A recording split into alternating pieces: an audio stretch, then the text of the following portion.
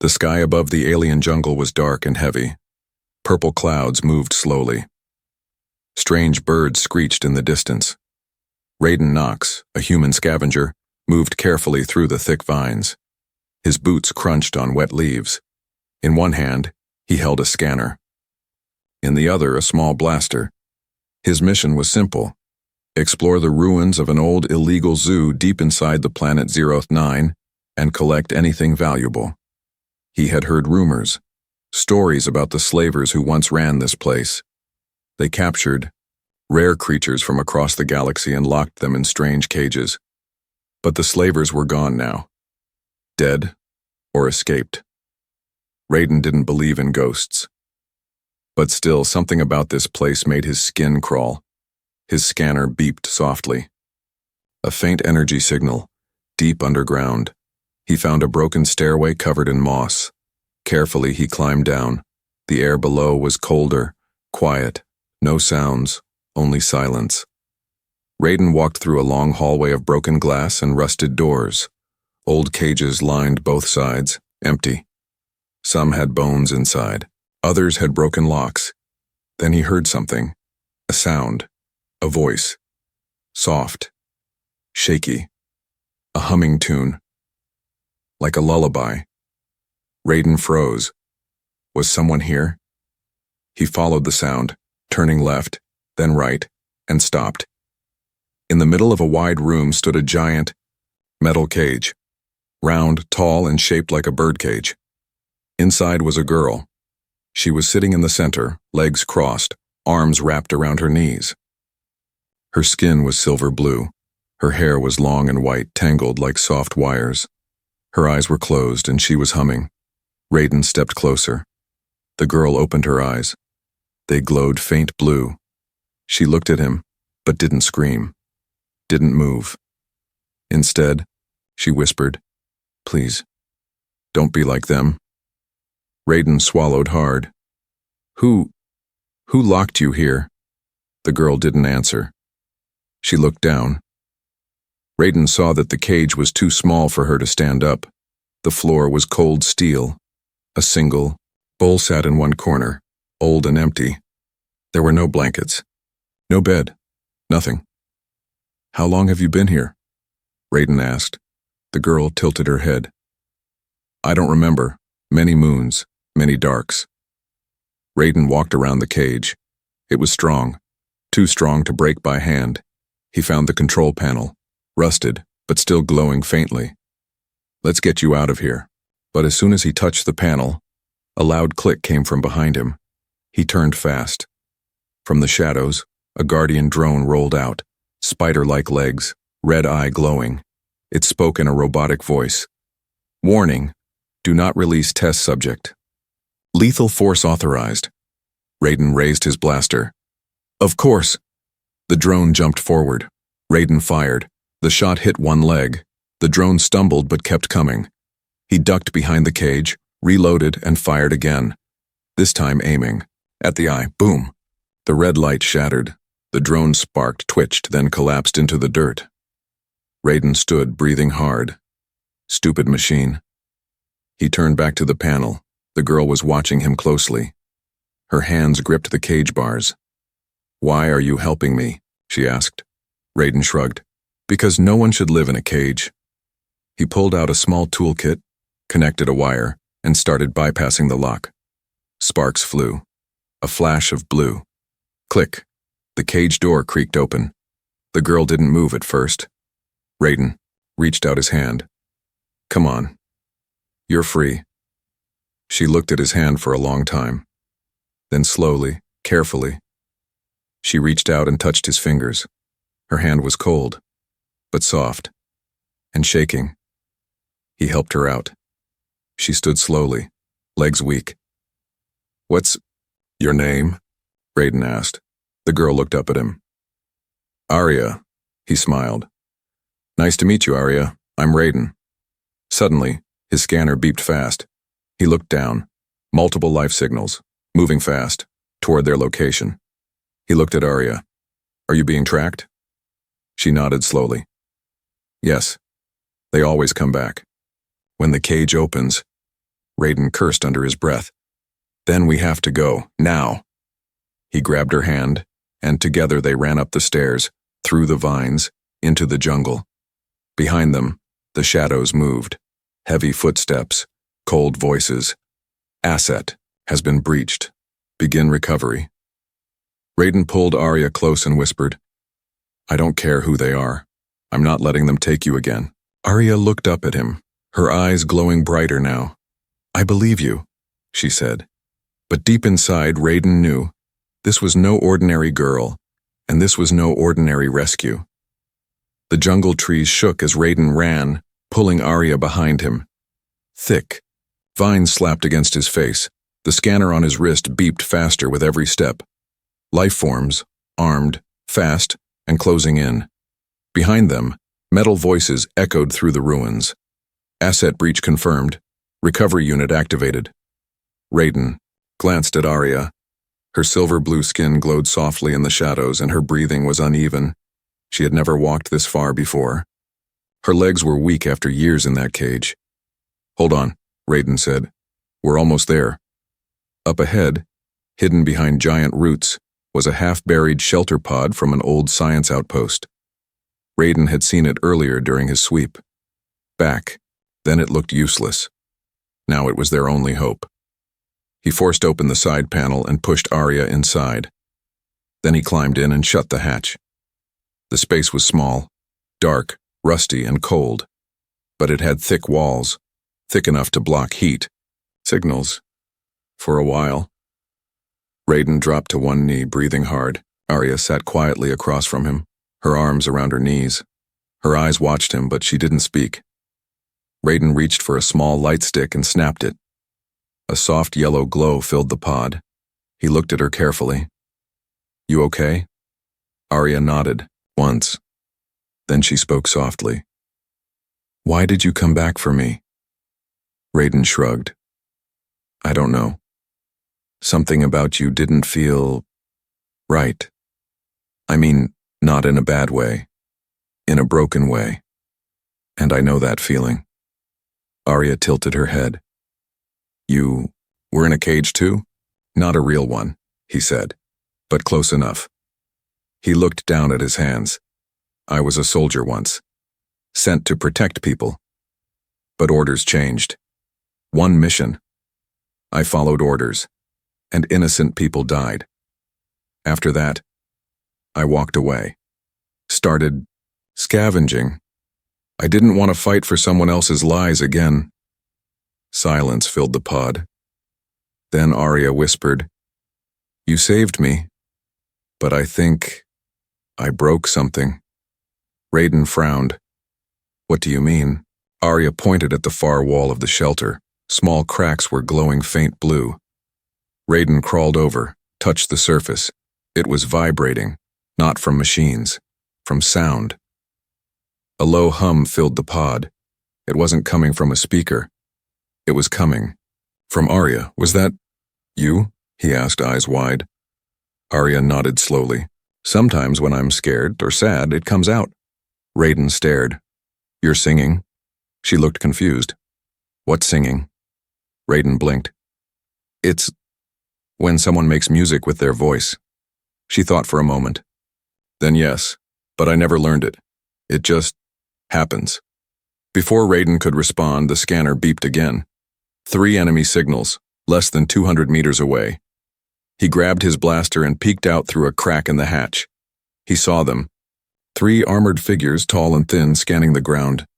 Their helmets had red lenses. Their suits were silent, efficient. Rovari slaver scouts. Raiden turned back to Arya.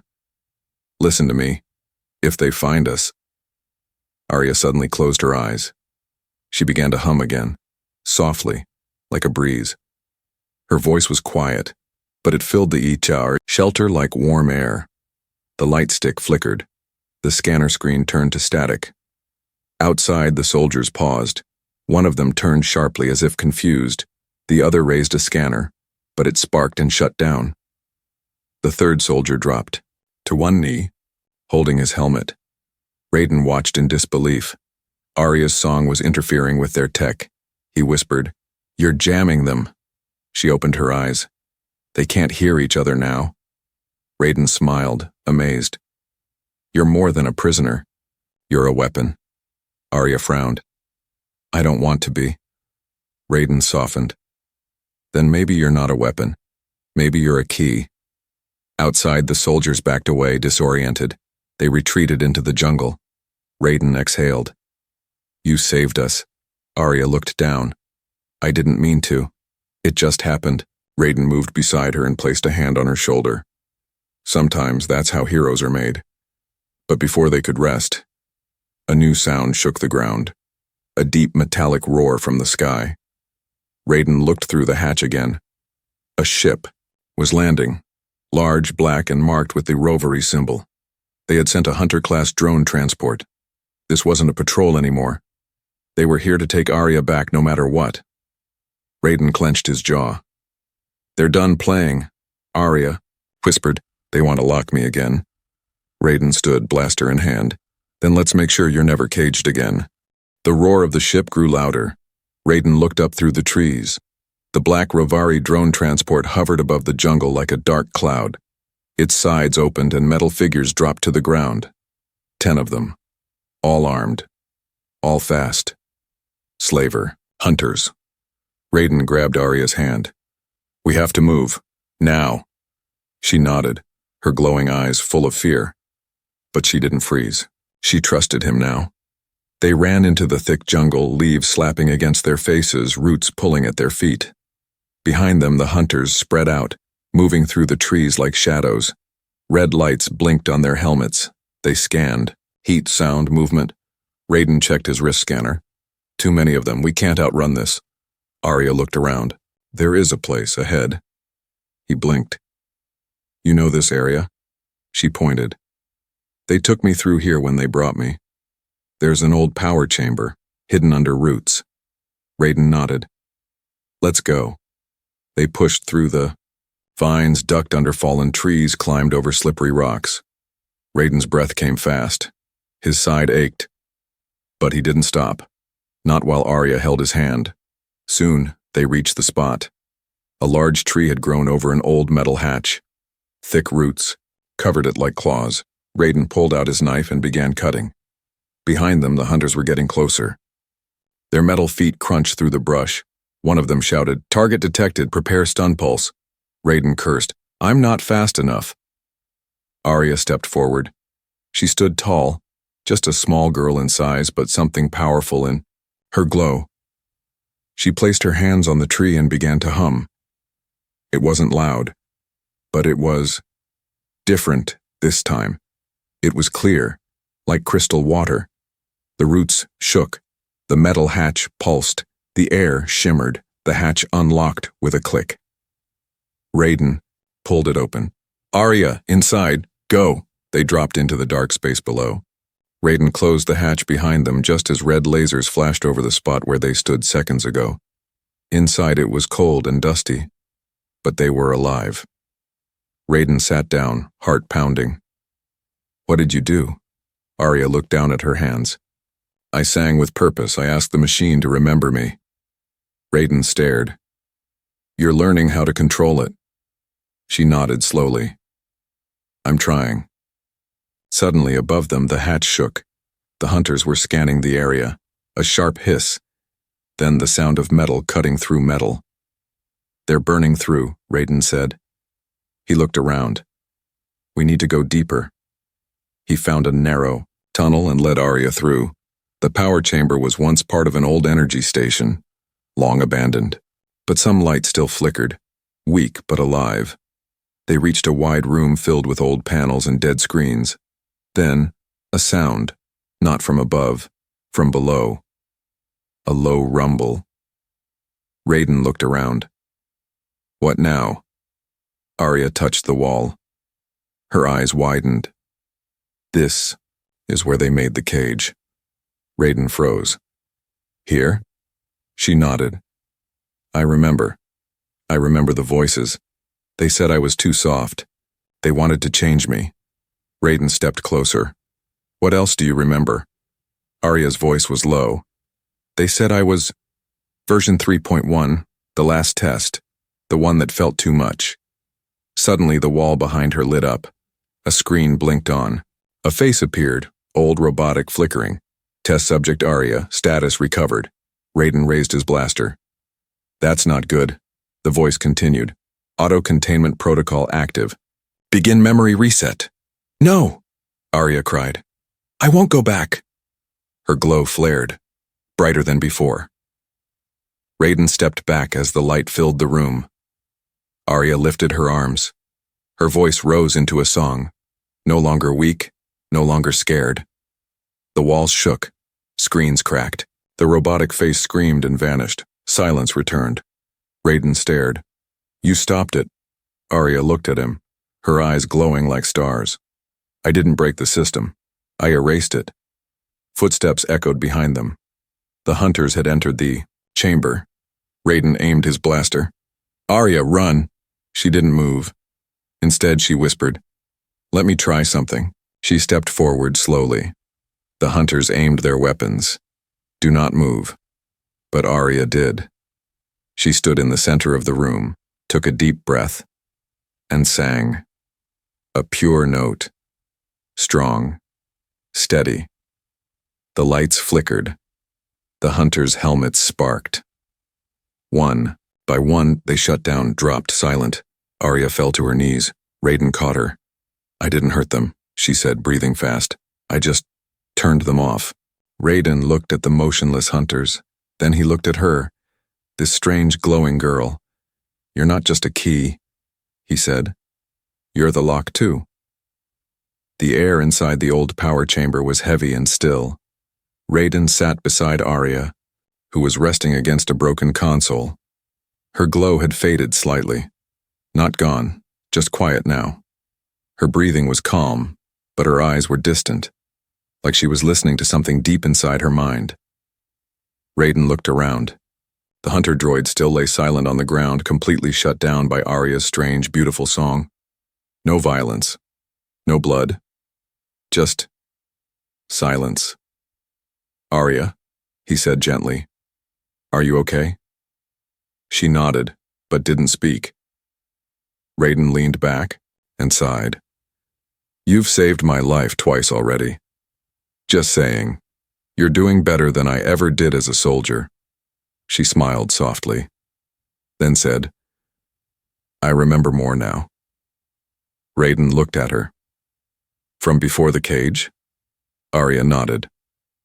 From before I even had a name. She stood and walked to a cracked glass wall, where soft blue light flickered behind it. Her fingers brushed the dust away, revealing strange alien symbols underneath. I wasn't born like humans, she said. I was grown, designed. Raiden stood too. Grown for what? Arya looked at the glass. To remember. Raiden frowned. I don't understand. She turned to face him. The Rovari wanted more than weapons. They wanted songs of power. Ancient tones from dead worlds. Sounds that opened vaults, shut machines, unlocked buried tech. Songs only certain minds could carry. Raiden blinked. So, you're not just a child, you're like a walking code? Arya nodded. But they made me wrong. I didn't only carry the song, I felt it. I cried when they tested me. I refused to sing on command, so they locked me in the cage. Raiden clenched his jaw. Because you felt too much. She looked down. They said I was broken. Raiden stepped forward. No, you weren't broken. You were alive. Silence passed between them. Then the floor beneath them rumbled, not from footsteps this time, but from deep beneath the earth. Blue lights blinked on across the walls. Old machines powered up. One screen flickered, then displayed a strange shape, like a map. Arya gasped. This place, it's not just a lab, it's a vault. Raiden looked closer. What kind of vault? Arya placed her hand on the screen. The map zoomed in. Below the chamber was a long tunnel leading to something big, sealed behind an ancient door. Raiden looked at her hand. Can you open it? Arya closed her eyes and began to hum again, soft and slow. The wall responded. The floor shifted. A hidden door opened with a hiss. Cold air poured out, untouched for years. Raiden pulled out his flashlight and looked inside. Steps led downward, into darkness. "Do we go in?" he asked. Arya hesitated. "I think this is where they first found me. Or where I was activated."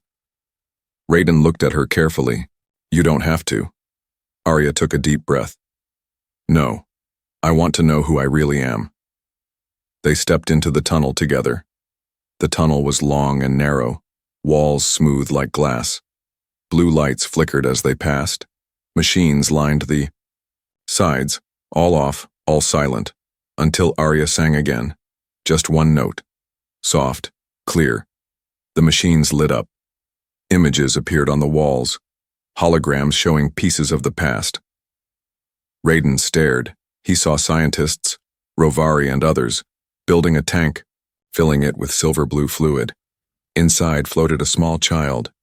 Her eyes closed, her hands curled. It was Arya. Raiden whispered, "They made you here." Arya nodded. "They called me Project Sole. Sound of Lost Archives." Another image appeared, one that made Arya flinch. She saw herself, older in the cage.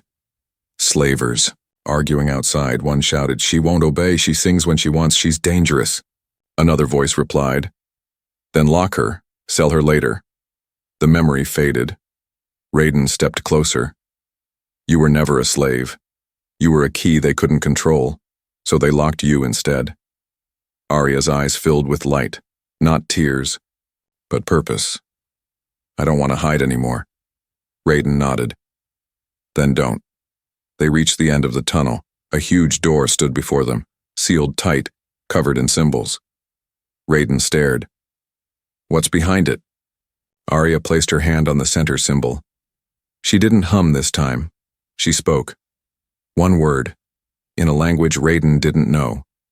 The door glowed and slowly opened. Warm, golden light spilled out. Inside was a circular chamber, empty, quiet, sacred. In the center floated a glowing crystal, pulsing gently like a heartbeat. Arya stepped forward. She whispered, "This is what they wanted from me." Raiden asked, "What is it?" Arya turned to him, glowing with new strength. "It's memory, the pure kind. Not facts, not codes, feeling, songs of sorrow, joy, pain, peace. I was made to carry this, but I think I was also made to protect." Raiden stepped beside her. "Then let's protect it together." Behind them, the door sealed shut, but the real door had already opened, inside Arya. The chamber glowed with golden light. Arya stood in the center, her hands glowing as she touched the crystal, the core of lost memory, emotion, and sound. Beside her, Raiden Knox watched in silence. He had seen many strange things in his life. Alien storms, dead planets, even time-twisted gravity. But nothing like this. A child, not born but built, made to carry ancient feelings the galaxy had long forgotten. He stepped forward. "Is it dangerous?" Arya shook her head. "Only if someone tries to steal it, it doesn't give power, it gives truth." Raiden nodded slowly. "Then we protect it." But before another word could be spoken, boom. The entire vault shook. Dust fell from the ceiling. Raiden raised his blaster. "Not again!" The ground shook a second time. Then, a crashing sound from above. The sealed vault door behind them exploded open. From the smoke came black armored figures, Rovari enforcers, not scouts, not drones, full strike team, and behind them stood someone worse, Director Vielle, head of the Slaver Network. A tall, pale-skinned Rovari with a steel spine and eyes that glowed like dying stars. He smiled coldly. "There you are," he said. "My little singing key." Raiden fired first, but the shot hit a force field. A shockwave blasted him back. "Into the wall!" He groaned, dropped his blaster, and tried to stand. "Don't!" Arya shouted, Raiden raised his head. "Run, Arya! Go!" She didn't move. She stood still as the enforcers circled her. One of them stepped forward and dropped a small device near her feet. It opened like a flower, and a net of red light rose, trapping her in a humming energy cage. She tried to hum, but the sound hit the cage and bounced back. Her voice fell silent. Viel walked toward her, slow and calm. "I told them you were too valuable to destroy," he said. "They called you broken. I called you a future weapon." He turned to his team. "Take the crystal, and prepare her voice for activation." Two enforcers moved toward the floating crystal. Raiden, still on his knees, reached for a metal pipe on the floor. He stood fast and charged, swinging hard. Crack! One enforcer dropped. Raiden grabbed his blaster, but Viel was faster. He pointed a strange weapon and fired. This time, Raiden dropped hard. Arya screamed, but her voice was still trapped. Viel looked down at him. "You were useful," he said. "But now you're in the way." He turned back to Arya. "Let's see what the last version can really do." He pressed a button on his wristband. The cage around Arya began to hum louder. She clutched her head. Light burst from her eyes. "No," she whispered. The vault walls began to vibrate. Old machines rebooted. Holograms spun in circles.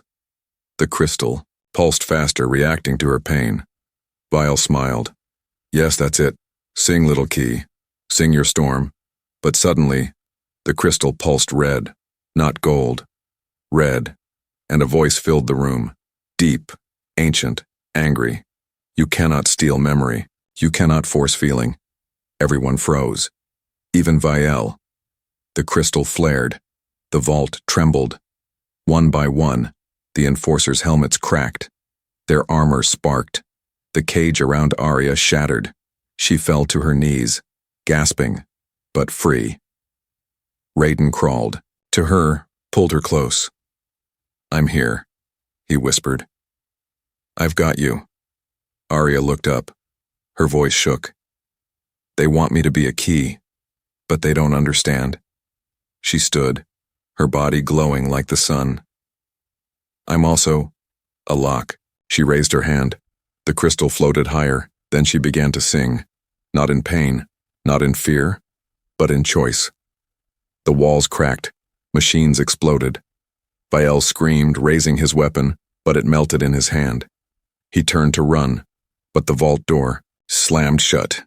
Raiden held his ears. The sound wasn't loud, but it was powerful. Pure truth. And the truth was, Arya had awakened.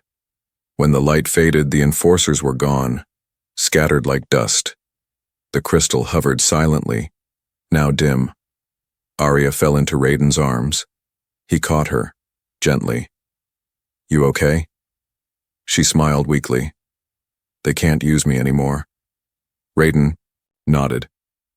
"They'll try again," Arya whispered. "Then we'll show them what happens when a key locks the door." Silence returned to the vault. The red light from the crystal faded. Arya lay in Raiden's arms, breathing slow, her glow, soft but steady. They were both alive. The Rovari slavers were gone, but something had changed. Raiden looked around the chamber. "Is it over?" Arya slowly opened her eyes. "No, it's just beginning." She stood on her feet, though her legs trembled. The floating crystal above them now pulsed with a new rhythm. Not red, not gold. Silver, and beneath it the floor began to shift. Lines of light ran across the ground, ancient symbols awakening after centuries of silence. Raiden stepped back. "What's happening?" Arya looked at him, calm and certain.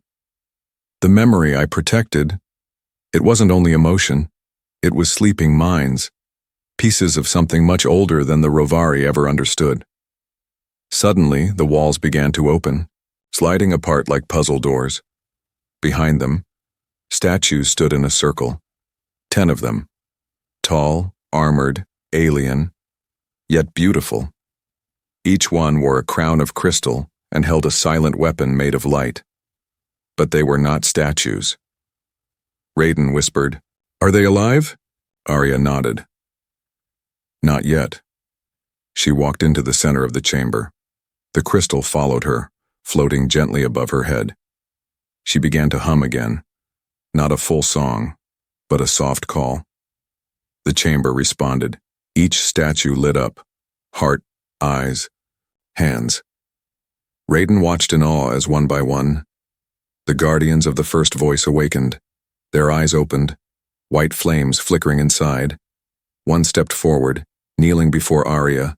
His voice was deep and full of memory. "Daughter of the Sound, you have returned." Arya stood tall. "I was lost, locked, but now I remember." Another guardian spoke. "You carry the core of us. The last song." Arya nodded. "And I will use it, not for war, but to free others like me." Raiden stepped forward. "Wait. Others?" Arya turned to him. "I wasn't the only one, I was the loudest, but there were other children, versions like me. Hidden, discarded, forgotten." Raiden looked at the guardians. "And they'll help us find them?" The first guardian answered. "We were made to protect truth, not fight. But when truth is hunted, we rise." Raiden shook his head. "They'll call it a rebellion." Arya replied, "Then let them call it what they want. We call it freedom." Later that night, above the jungle, a glowing tower of light rose from the earth. The crystal had built it, singing the stone and metal into place. The guardians stood around it, silent and still. Raiden and Arya stood at the top, watching the sky. Ships moved far above, human scouts, Mirian vessels, even unknown eyes watching, from orbit. Arya turned to Raiden. "They'll come again, with stronger weapons, bigger cages." Raiden nodded. "And we'll be ready." She looked at him. "You stayed, even when it was dangerous." He smiled.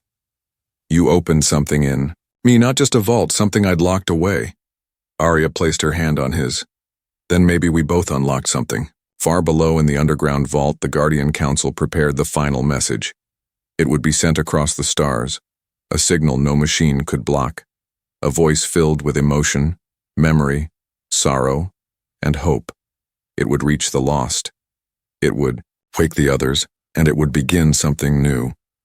Final scene of Part 6. The light tower pulsed once. Then, Arya stepped forward, placed her hand on the crystal, and began her most powerful song yet. It wasn't loud, but across the galaxy, in cages, in cells, in sleeping labs. Other children lifted their heads, their eyes glowed, their hearts answered. The forgotten were rising. The sky above Zeroth 9 no longer looked like a prison.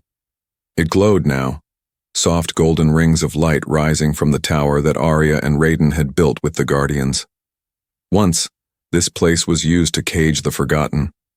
Now, it called to them. Across the galaxy, children who had been hidden in silence, locked in cold rooms used as tools or discarded as mistakes, were awakening, and they were coming. At the center of the tower, Arya stood on a circular platform, her hands glowing gently. Around her were the other Guardians, their silver eyes calm, waiting. A soft humming filled the air. Not from her, but from the thousands of voices answering the song she had sent. Raiden stepped up beside her. He was no longer just a scavenger or a soldier. He had become something more. A witness, a protector, a believer. He looked out over the forest where the first arrival pods had landed. Each one carried someone like Arya. Some younger, some older, some broken, all gifted. Raiden smiled. "They heard you." Arya nodded. "They always could. No one was listening before." A soft wind moved through the tower. The ancient crystal pulsed once, as if breathing. Later that day, the tower was filled with light and voices. More than 100 children now stood inside the sanctuary. Some wore masks. Some had robotic limbs. Some did not speak. but all of them glowed, not with power but with presence. Arya walked through them slowly, touching each hand, each shoulder, each heart. She didn't give commands. She gave peace, and they responded, not with fear, not with obedience, but with understanding. She was one of them. Outside, Raiden met with the human ship's captain and a Mirian ambassador. Both looked around the new sanctuary with awe and caution. The captain whispered, "Can they control it? All that emotion? All that power?" Raiden looked her in the eye. That power saved lives.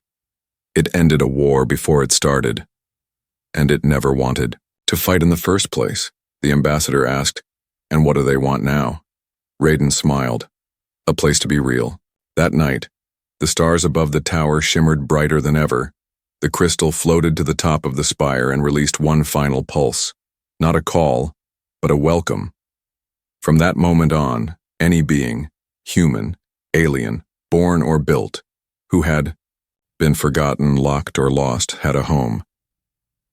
At the base of the tower, an old metal cage sat, the same one Arya had once been trapped in. It was now open, broken, and empty. Beside it stood a plaque with words written in 3 languages. "You were never a mistake, you were always a voice." Final scene.